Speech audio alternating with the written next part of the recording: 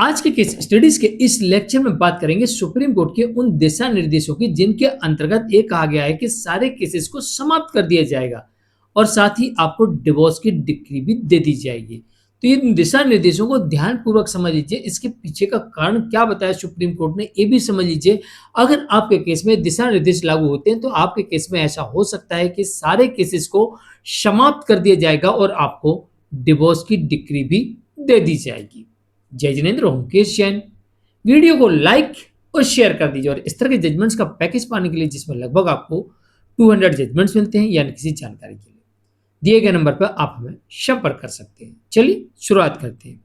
हमेशा एक बात याद रखिए, हमेशा, आज नहीं हमेशा एक बात याद रखिए, अक्सर किसी मामले में जब भी सुप्रीम कोर्ट कोई दिशा निर्देश जारी करती है तो इसके पीछे का एक कारण जरूर बताती है और यह कारण आपको पता होना चाहिए। अगर कारण आपके केस में है तो ये दिशा निर्देश आपके लिए ही हैं और आप इन दिशा निर्देशों को अपने केस में इस्तेमाल कर सकते हैं।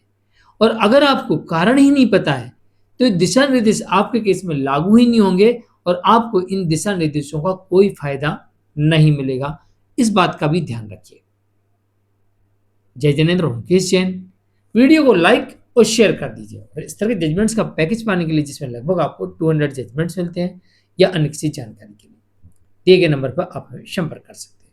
नोट करिए, पहला नियम, सुप्रीम कोर्ट ने यह कहा कि अगर ऐसा लगता है, ऐसी स्थिति है कि दोनों पक्षकार के मन में इतनी कटुता आ चुकी है कि साथ रहना संभव नहीं है।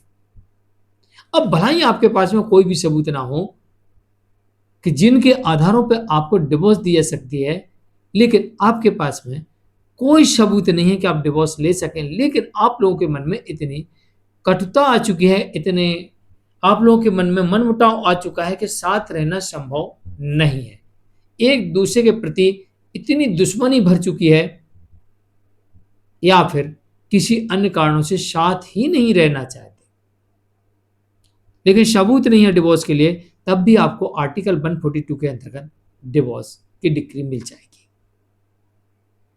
क्योंकि कोर्ट कह रही है कि जब पक्षकार साथ नहीं रहना चाहते उनको जबरन साथ नहीं रखा जा सकता,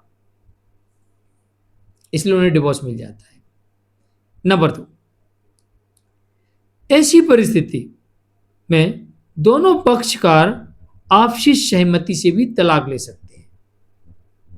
भाई नहीं रहना है, कोई सबूत नहीं है, तब भी सुप्रीम कोर्ट यहां कह रही है कि दोनों पक्षकार आपसी सहमति बना लें, डिवोर्स लेने आ जाएं या साथ रहने के लिए आ जाएं।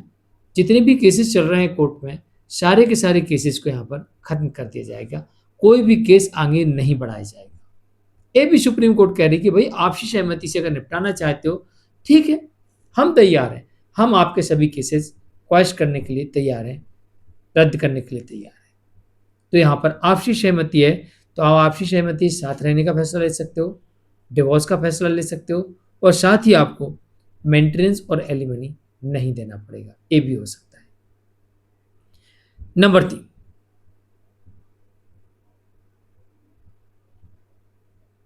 जब भी ऐसी परिस्थिति निर्मित होती है उस वक्त इन बातों का विशेष ध्यान रखिए कि या तो हमारे पास कोई सबूत हो या फिर कोई सबूत नहीं तो आपसी सहमति हो, तभी हमें इन दिशा निर्देशों का फायदा मिल सकता है। या फिर एक लंबे समय से अलग रह रहे हो और एक दूसरे को देखते तक ना हो, साथ रहने का कोई मन ही ना हो, साथ छोड़ने के सारे विकल्प आजमा चुके हो या फिर साथ नहीं रहना स्पष्ट कर दिया है। नंबर 1, अगर आप आपसी सहमति के लिए जाते हैं तो आपको एक सेटलमेंट डीड, आपसी सहमति पत्र अवश्य बनवाना है, जिसे हम सहमति इकरारनामा भी कहते हैं। इसे जरूर बनवाएं और इसमें सारी टर्म कंडीशन आवश्यक रूप से लिखें ताकि इन फ्यूचर आपको कोई दिक्कत ना जाए और जितने भी केसेस चल रहे हैं वो केसेस अपने अपने वापस ले ले या कोर्ट ने रद्द कर दे। और ऐसे केसेस जिनकी जानकारी अभी तक आपको नहीं है वैसे केसेस भी आगे ना बढ़े और उन्हें रद्द कर दिया जाए। भविष्य में कोई केस ना आवे, किसी प्रकार का दावा ना आवे, किसी प्रकार के मेंटेनेंस के दावे के लिए, प्रॉपर्टी के दावे के लिए, अन्य कोई दावे के लिए कोई केस ना आवे, इस कारण से आपको एक सेटलमेंट डीड अवश्य तैयार करवानी है। नंबर 2, अगर आप पैसे का लेन देन करते हैं या कोई सामान आदान प्रदान करते हैं तो मेरे हिसाब से सामान आदान प्रदान की बजाय सिर्फ पैसे का लेन देन करें, और ये पैसा सिर्फ और सिर्फ बैंक डिमांड ड्राफ्ट के माध्यम से करें। बैंक डिमांड ड्राफ्ट के माध्यम से करें, इस बात का ध्यान रखें। नंबर 3,